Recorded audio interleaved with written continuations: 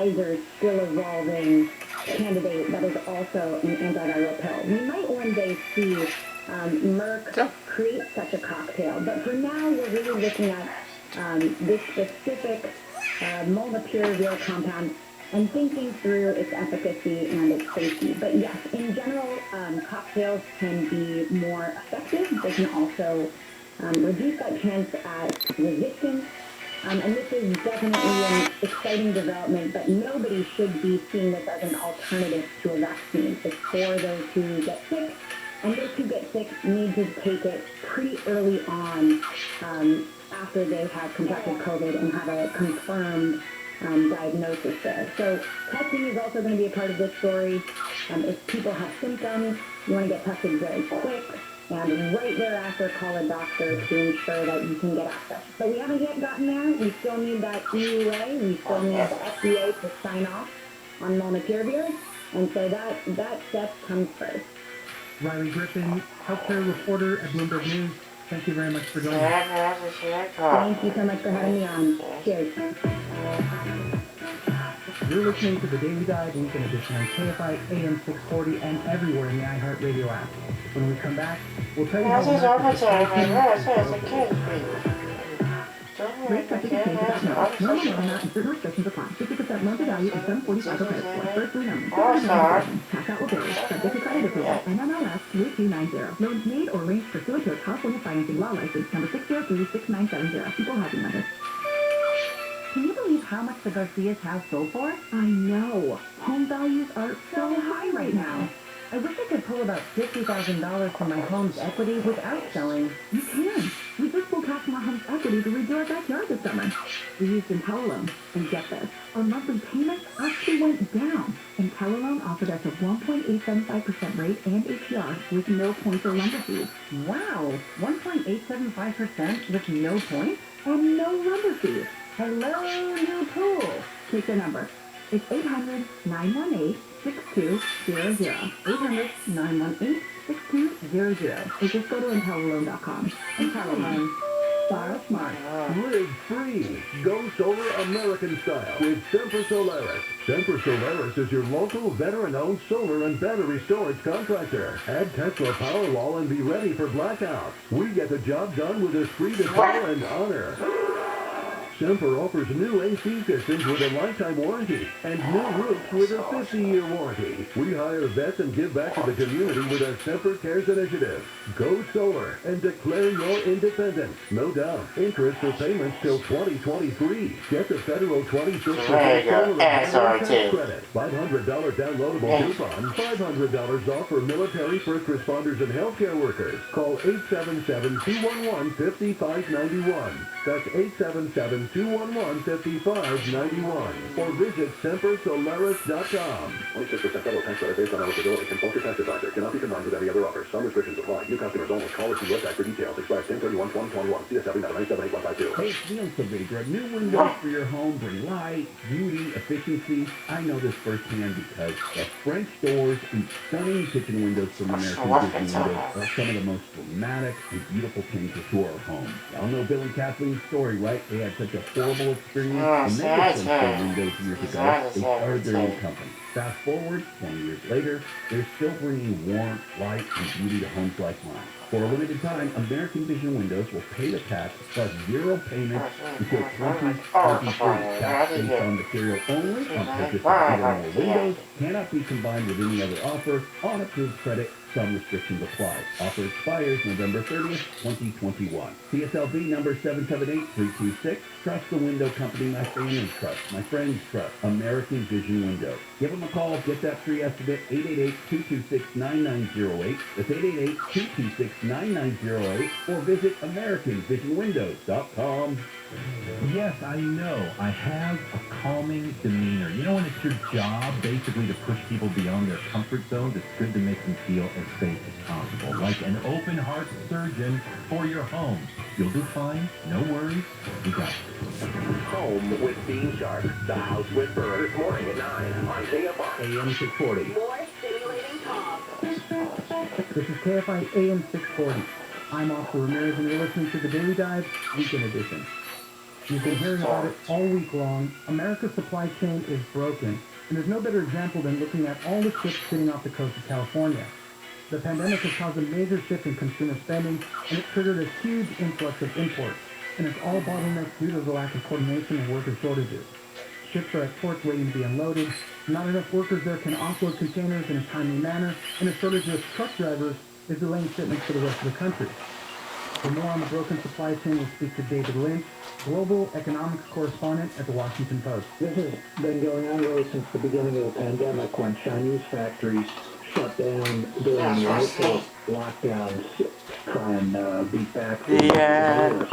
And the disruptions that started from that have just been rippling through. We Americans have been trapped in our homes, many of us, for much of the last year or so. And so rather than spending money at restaurants, ball games, movie theaters, we were spending it on stuff. Everybody was buying a new iPhone or a laptop or a desk so they could work from home, or a new furniture to make the house more comfortable. And all that stuff comes from China and Southeast Asia, by and large. And so the normal seasonal patterns have been completely disrupted. That means a lot of the equipment that's needed once the shipping containers get onto land, the trucking, the chassis, really every piece of the chain has been discombobulated, has been put out of sync. And this system is designed to work like runners in a relay. I run my lap, then I hand the baton to you, you run your lap, etc. When I'm done with my lap, if you're not there waiting to take the baton, we've got a problem. Yeah, definitely. Obviously we know how big a shift the pandemic was, right? Things stopped in its tracks, and our spending habits changed just that quickly. And as you said, the more demand for all that stuff, whatever it was, started kind of exposing all of the problems in that supply chain, ruining that relay race, as you just said. Okay, so let's talk about the U.S. and how we handle this stuff. It seems like we've never been particularly good at the flow of this, at least when it comes to coordination and information sharing. On the one hand, the system does a pretty good job of working under normal conditions. Pre-pandemic, none of us had much trouble getting our hands on the stuff we wanted. But relative to an optimal system, for instance, we're comparing a U.S. port to a top-line port in Europe or Asia, we're not where we should be. For a country that prides itself on high technology, we don't have fully deployed a sort of seamless information systems, databases, all the high-tech wizardry that would allow everybody who's involved along the supply chain to see the same information at the same time, to be able to track containers, to track equipment, so that everybody has full visibility into what's happening. We're not as good at that right now as others are, and some of that's because of data privacy concerns, competitive concerns. If I'm a retailer, I might worry that if you, at the port, have full visibility into what I'm ordering and when it's coming, that might be useful information for my competition to have. There are ways around that, but we need, what experts tell me is we need to get beyond those concerns, resolve them, and put in place the sort of systems that others already have deployed. Right now we're seeing a huge backlog on the West, ports in LA, Long Beach, all that. Is this happening all over the country? Why are we seeing this mostly off the coast of California?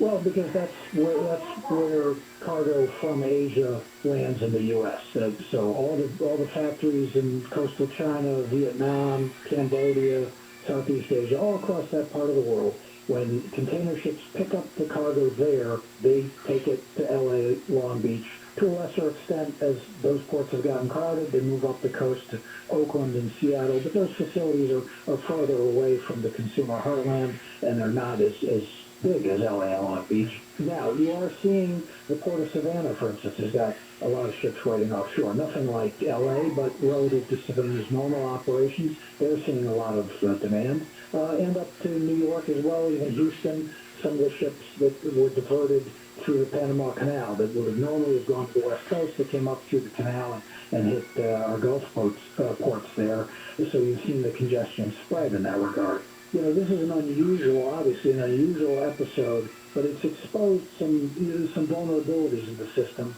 that need to be addressed going forward. You made note in the article, the U.S. is importing a historic amount of goods, and that L.A. port is expected to handle a record 10.8 million containers this year. I mean, obviously, that's just a ton. Let's talk about costs, because costs of all the shipping stuff has gone up tremendously. $20,000 for a container. You made mention that it's twice what it cost in July, and that's twice what it cost in January. So the prices of shipping have gone up exponentially, and it's obviously affects smaller companies more than bigger players like Walmart and stuff that can absorb those costs a lot easier. Yeah, exactly. I mean, if you're a Walmart or an Amazon or Costco, you're able to sign long-term annual contracts with the ocean carriers, and because you bring them so much business, you're going to get a decent rate, and you're, almost more importantly, you're going to have certainty that your stuff is going to get on their boats. If you're a smaller guy who's importing 100 containers in the course of a year rather than hundreds of thousands of containers, then they're just not as important to the carriers. And so you might get bumped off a vessel, as the carriers have had to skip sailings because their boats are getting tied up. All those ships that are waiting off the coast of LA, they should be already on their way back to get more stuff out of China. But they're not in position to do that, so somebody's got to lose out. It's not going to be Walmart, it's going to be the little guy. That forces the little guy into the spot market, where he's got to pay through the nose. It's like trying to get to a ball game. You buy the tickets at the beginning of the season, you get one rate. If you want to buy a World Series ticket the day of the game, standing outside the stadium, you're going to have to pay a scalper, and that's going to cost more. Tell me a little bit about just-in-time production, because I know that figures into a lot of the way companies operate. It helps them keep inventories and costs low. But when things get backlogged like this, it really, we start seeing some weaknesses in that. And, sometimes businesses have to companies have to turn down business because they can't get the right ingredients, equipment to complete their orders and stuff. Yeah, I mean, we found that in talking to companies out in the Midwest who have their operations set up. And this was a great innovation because it brought tremendous efficiency to production. Instead of keeping enormous stockpiles of material around, if you do that, you've got to pay to store them. You've got to pay because you already purchased the stuff, but you're not getting paid for your goods yet. So just buying sort of as much as you need to produce this week's output or this month's output was a great innovation.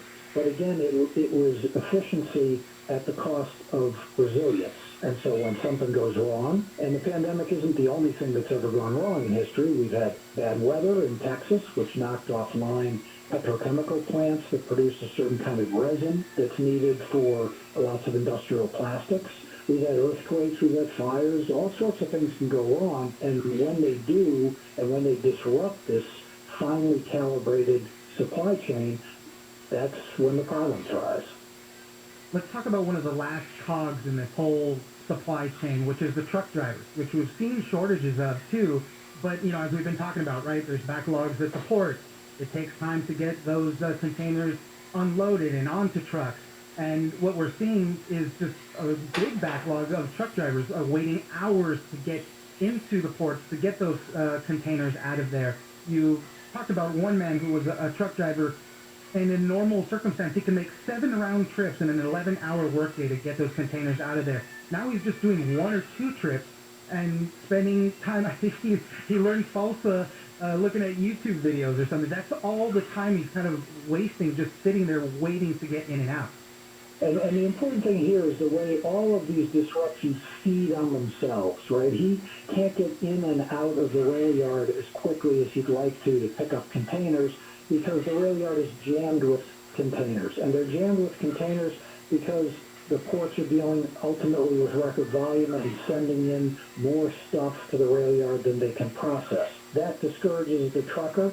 It discourages others from getting into truck driving because they look at what's going on and they say, well, geez, that's not easy money. I'll go do something else. And as you say, the trucker we profiled is wasting so much time that he's listening to audiobooks and he's watching Conan O'Brien comedy bits and even learning how to dance the salsa by watching YouTube videos. But the trucking situation is a tough one because, the trucking companies tell me that they're having a hard time getting young guys to come into the business because, it's a tough way to make a living. Right. And, the short haul guys, that's one thing. But those long haul drivers, when you're away from home 4 or 5 nights in a row, a lot of guys don't want to do that. Yeah. And finally, what we've been hearing, right? Start buying your Christmas presents early. The holiday shopping season is going to be rough. Low supply, higher prices. People are saying that these these supply chain headaches are going to last through 2022. Yeah, these are problems that early on in the pandemic people were saying, okay, maybe it's going to be a quarter or two, and then we'll be back in sync. Now it's clear, it was all last year, it's all this year, and it may well be all next year. For the holiday season, I wouldn't wait around. I don't think this is going to be the apocalypse. I don't think people are going to go to stores and find completely barren shelves. But if you've got your heart set on a particular toy or a particular piece of electronics, I'd start looking for it early because there's no guarantee it's going to be there, if you wait till the last minute. David Lynch, global economics correspondent at the Washington Post. Thank you very much for joining us. Anytime. You're listening to the Daily Dive Weekend Edition on Kfi Am 640 and everywhere in the iHeartRadio app. I'll be back with some more top stories from the week, but first, let's get an update from the KFI newsroom. KFI News on the hour, on the half, and when it breaks. I'm Brian Bruman from the KFI 24-hour newsroom. The OC Healthcare Agency is encouraging people to get 2 shots this year. Those 2 are the COVID-19 vaccine and the flu shot. Officials say now that we have entered flu season, getting sick with both COVID and the flu is a real risk. COVID cases continue to trend down in Orange County. The average daily number of cases has dropped from 249 to 223 between October 8th and October 14th. Hospitalizations and ICU admissions are also down. Blake Trolley, KFI News. And the CDC has released updated COVID safety guidance for the holiday season. Health officials say people should get the COVID vaccine if they plan to be in large groups, and people should also wear a face mask in public indoor places. SoCal weather from KFI brought to you by Indeed.com. Mid to upper 60s at the beaches, low to mid 70s in Metro LA and OC, mid 70s to low 80s in the inland valleys, and mid 70s to low 80s in the inland empire. We lead local from the KFI 24-hour newsroom. I'm Brian Berumen. Right now, over in Boyle Heights on the 60, westbound at the 5, a crash is over here blocking the 2 right lanes. A brake is in place and moving those cars out of lanes right now. In Whittier on the 605 northbound at Whittier Boulevard, another crash over here. This one has also been moved to the shoulder. A 3-car pileup right there. And in Castaic on the 5 northbound at the 126, an accident over here has also been moved to the shoulder in a car versus a big rig. KFI in the sky helps get you there faster. I'm Josiah Collins. Is finding the right candidate slowing you down? Cut straight to You're Hired with Indeed. Their hiring platform makes it easy to attract, screen, and interview candidates all in the same place. To find your next great hire, visit Indeed.com/credit. In the Army National Guard, family means everything. Our parents, they were really supportive that all 5 of us would join. I got my education because of the Guard. I got to travel a little bit and experience a whole different culture. They helped me get my job, helped me pay for my house. Serving part-time in the Army National Guard instills pride that you and your family will share. Visit NationalGuard.com to learn more about part-time service. Sponsored by the California Army National Guard. Aired by the California Broadcasters Association and this station.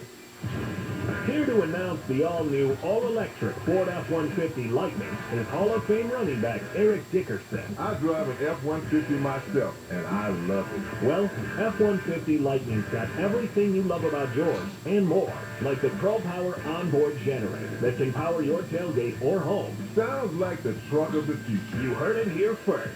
Reserve your 2022 Ford F-150 Lightning today at buyfordnow.com. And visit your Southern California Ford dealers. Want to get away? Discover Catalina Island, where you can stay close but feel far. For a limited time, stay 2 nights at any Catalina Island Company property and get your 3rd night complimentary. Book your next vacation at visitcatalinaisland.com. That's visitcatalinaisland.com. Hey, Kfi! Now, we knew you guys were awesome, but can you believe that over 700 of you donated to Cars for Kids this year? Well, it's not surprising once you hear how easy it is. The process is simple, with free pickup anywhere in LA, no hassles with paperwork, no shady buyers, and no lowball offers, and no pressure. Call 877-CARS-FOR-KIDS or go to carsforkids.com. Remember, that's Cars with a K. At Cars for Kids, they're going to give you the donation experience you deserve. 877-CARS-FOR-KIDS and carsforkids.com. Join City of Hope's Walk for Hope on Sunday, November 7th. Register and fundraise at walkforhope.org to support City of Hope's Women's Cancers Program. Cancer doesn't stop, and neither does City of Hope. Register today at walkforhope.org. There's red, blue, and then there's you. You're a free thinker and believe the best ideas should win no matter whose idea that is. At KFI AM 640, we give you all the news you need and the variety of opinions, and you make up your own mind, beholden to no one. Live, local, and independent, KFI AM 640 is made for independent thinkers like you. This is KFI AM 640, heard everywhere in the iHeartRadio app. I'm Oscar Ramirez, and you're listening to the Daily Dive Weekend Edition. In response to the supply chain issue, the White House has scrambled to help ease the situation at the ports off the coast of California and avert a holiday shopping crisis. President Biden announced this week that the Port of Los Angeles will be open 24/7 and that major companies will also expand their working hours to help offload products. While this may help in the short term, supply chain issues are expected to last into next year. For more on all of this, we'll speak to Stephen Overly, global trade and economics reporter at Politica. The Port of Los Angeles announced today that it's going to begin operating 24 hours a day, 7 days a week. This follows the Port of Long Beach's commitment to 24/7 that it announced just weeks ago. While increasing the number of late-night hours of operation and opening up for less crowded hours when the goods can move faster, today's announcement has the potential to be a game changer. I say potential because all of these goods won't move by themselves. We need major retailers who order the goods and the freight movers who take the goods from the ships to factories and to stores to step up as well. So what the Biden administration announced this week is, as you mentioned, the Port of LA is going to move towards 24/7 operations. And then they also got commitments from a handful of major retailers and shipping companies like UPS and FedEx and Walmart to also expand their operations, essentially spend more hours every day moving cargo from the port into the country, into warehouses and into stores. The goal here is really to try to alleviate some of this congestion at the ports that is causing dozens of ships to sit offshore waiting to unload products, things like electronics, furniture, children's toys, all sorts of gifts that you and I might want to buy going into the holiday season. And so they're really hoping to essentially get things moving and get things moving faster to try to avoid this kind of end-of-year crunch where you have a lot of people out looking to buy gifts and stores have empty shelves and they're not able to get the items that they want or need. Yeah, it's crazy to say, but it's just over 10 weeks until Christmas. And, the Biden administration, this has been on their radar for some time. They set up a couple of task forces and things like that that have kind of been started in June and August even to address some of this stuff. But it could be politically damaging for the administration if this doesn't get fixed. Economically, obviously, if people aren't buying stuff and these things aren't moving, the effects on the economy could be pretty bad too. That's right. These supply chain problems really are multifaceted. Everything from computer chips that are necessary for our electronic devices to pharmaceuticals. All of these different products have had shortages or have had issues getting shipped from Asia to the United States. And so the Biden administration has been dealing with different pieces of this problem. And they've, in recent days, been focusing their attention on the issue at the port, because it will be such a problem going into the holiday season. And it does present a political risk as well as an economic risk for the Biden administration. The economy is still coming out of the coronavirus pandemic, and so they want to keep that momentum going. And they don't want to avoid sort of criticism, especially from Republicans, if people do have kind of a lackluster holiday season because we have all of these container issues. Yeah, Joe Biden killed Christmas or something like that, you know. But you can totally see that kind of criticism coming if something like that happens. So a lot of people have said, you know, these actions that we're just taking are going to help alleviate the problem in the short term, but longer term, what are we seeing there? And you know, beyond that too, you know, when we're talking about the infrastructure bill that they're working on right now to get passed, I guess there's improvements for ports and things like that. That could help, but unfortunately it won't help right now. That's right. I mean, the reality is there are very few things that can be done right now to really alleviate this problem, especially because we're about 10 weeks till Christmas and the timeline to really get products into stores, you know, that problem would need to be solved quite quickly. As you said, in the long term, you know, these problems are not expected to go away, you know, and so there have been calls from the Biden administration and others to invest more heavily in the ports and freight rail and transportation systems to essentially make them more efficient and help accommodate this increase in products that people are buying. You know, but those investments, as you said, are long term. You know, we still haven't seen Congress approve infrastructure funding yet. And even once that happens, these are multi-year projects. So as those long-term solutions are not something that's going to really help us this holiday season. Yeah, and a lot of those improvements are needed on the West Coast specifically, right? It's the clearest path from Asia where we get a ton of our stuff from. So the improvements need probably to be started there as well. And so what are other companies doing right now to get around this? You made mention how other large retailers that have the resources are chartering ships. They're, you know, sending truck drivers to unload stuff and just start the process going. I mean, they're trying to get some workarounds going as well. That's right. I think every major retailer is trying to figure out what they can do to kind of save their own Christmas. Because, as we all know, you know, this holiday shopping season for many retailers, especially small retailers, it's what makes or breaks their entire year.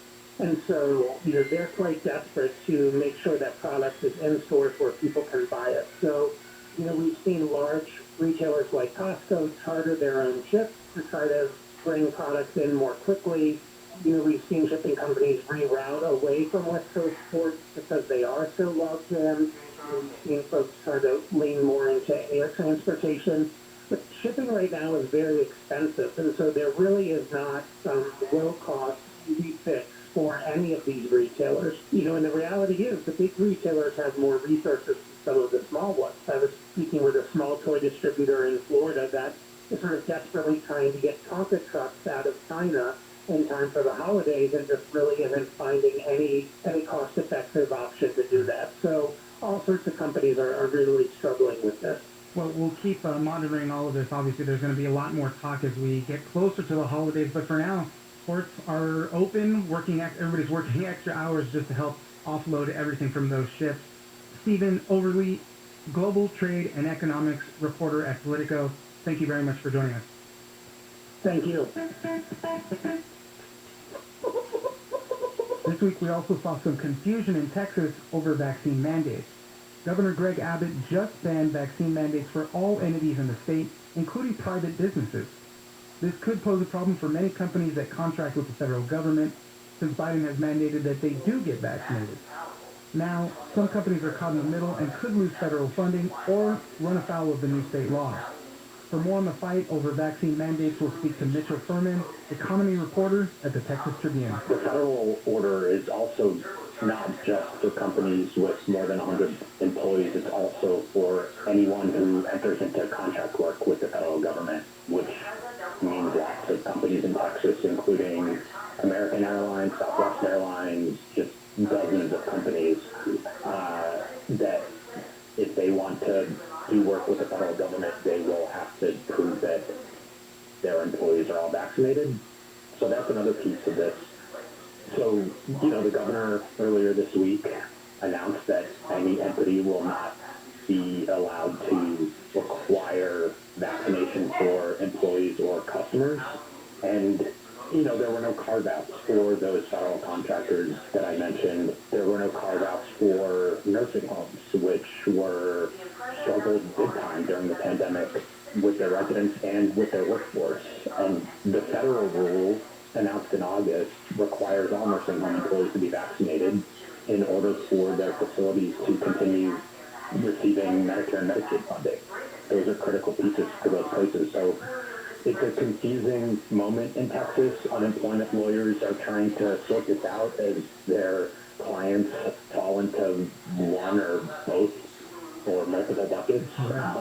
Yeah, and the risk of losing that federal money, as you mentioned, is a huge deal. On the ban that Governor Abbott signed, what's the punishment for violating that? The order that Abbott handed down says that entities can be fined up to $1,000. It is apparently that would be a one-time fine, but it was vague in the order, and it is unclear who would actually be doing the enforcing of that. Would that be the state's attorney general? Would that be local district attorneys? We've asked Abbott's office for clarification on these and other questions, but without clarification, we haven't heard back. So without clarification from them, all we can do is kind of quote the order as written. In the most simplistic of terms, right, if you're risking losing federal money, $1,000 on the Abbott side of things probably isn't so bad. But you're right, it's confusing and nobody wants to run afoul of anything anyways. The vaccination numbers in Texas isn't that good right now. I guess about 51% of Texans are fully vaccinated. So, they got a long way to go when it comes to a lot of companies going like that. You're listening to the Daily Dive Weekend Edition on Kfi Am 640. When we come back, we'll continue our conversation about Texas banning vaccine mandates. I suggest you take a hard look at the interest rates you're paying on your credit cards, car loans, or anything else. With today's low mortgage rates and rising home values, why not refinance with Owning?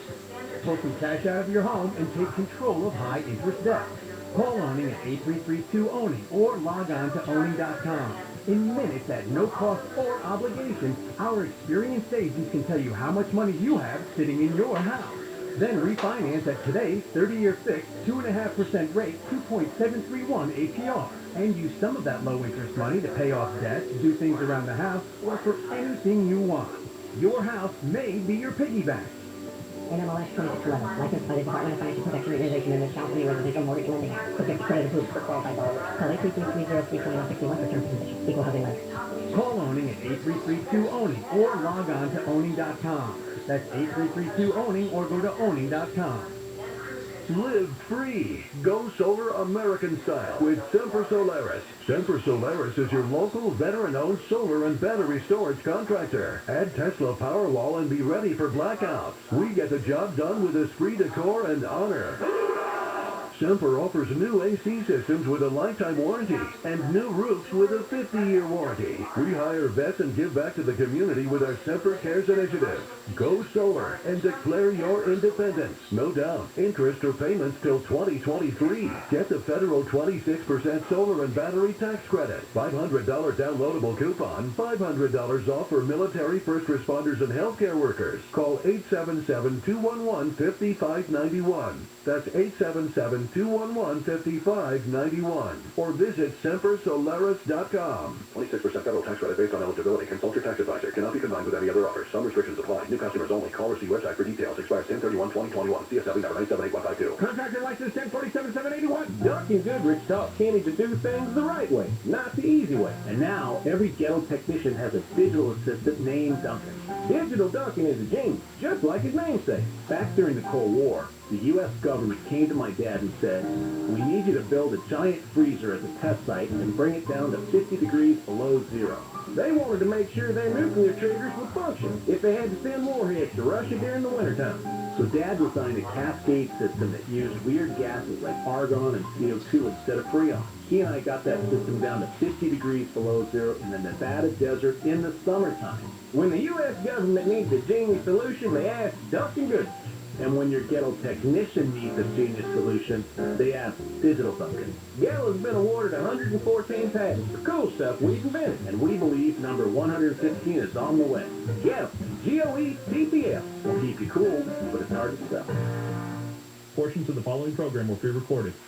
You pick the top tier of 5 or 6 or 8, Stephen, and say, these are the people we think have the best ideas, and we're going to use all of the other 13, 14 people to be the main advisors on how to get this ball over the touchdown line and end zone. Can we dump the last 10 seconds? Yeah, that last part where I tried to make a sports analogy and sounded like handle. Gary and Shannon. Weekdays at 10 a.m. KFI.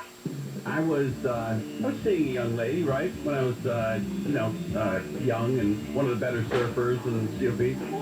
Yeah. Oh, really? Let's not get into... You know how I know that's not true? Because you told a story about when you went to college and you had like a surf spot and you never went. Water Street. Yeah, we never went Water Street, so I was too busy surfing. Well done. Weekdays at 6 on KFI. I learn something new from you guys every day. For all you people who think you don't learn something from this show every day, you're wrong. You're absolutely wrong. Gary and Shannon. Weekdays at 10 a.m. KFI. I know the weight of the world seems to rest on your shoulders. Sometimes life seems like it's filled only with confusion and chaos. But I assure you, I have a plan for you. The Jesus Christ Show. This morning at 6 on KFI. AM 640. More stimulating talk.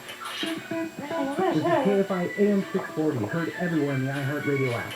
I'm Officer Ramirez, and you're listening to the Daily Dive Weekend Edition. Going on with the Abbott law that he signed, it basically lets you get out of these vaccine requirements for a number of different reasons. You know, you can say it's a medical reason, you can even say that you've had COVID before, and you don't have to get the vaccine because you're protected, even though, you know, experts really say that's not necessarily the case. You know, you have antibodies, but you're not necessarily protected against getting it again.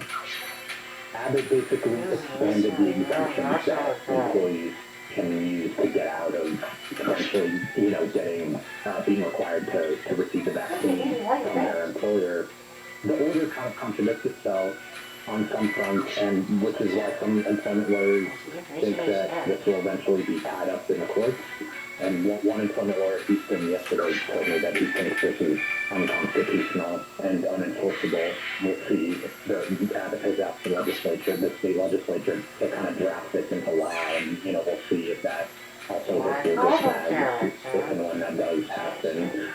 It's confusing because it contradicts itself and so therefore it's kind of hard to make definitive analysis of because it puts employers in tricky positions because it allows employees more options to fight back. Like you said, companies, very big companies especially, can take $1,000 but a larger issue is that they could be dealing with scores of employees who maybe previously didn't have the tools to fight back against getting a vaccine. If they didn't want it to be required, they couldn't really do much about it.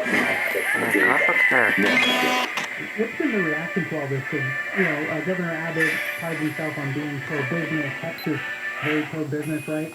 But, this is a rule directly impacting things that they may want to do. And you mentioned Southwest and American Airlines. They said they're still going to go through with their mandate.